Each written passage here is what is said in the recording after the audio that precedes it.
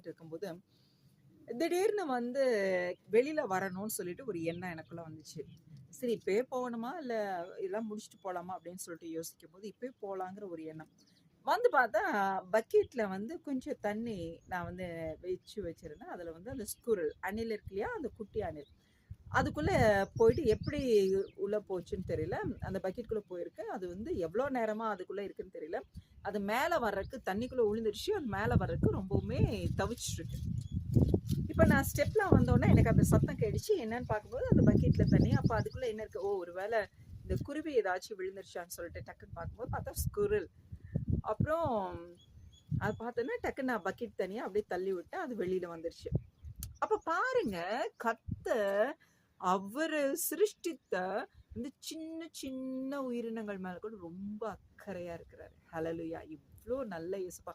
அப்ப நல்லா கவனிச்சு பாருங்க. அப்புறம் எப்படி நீங்க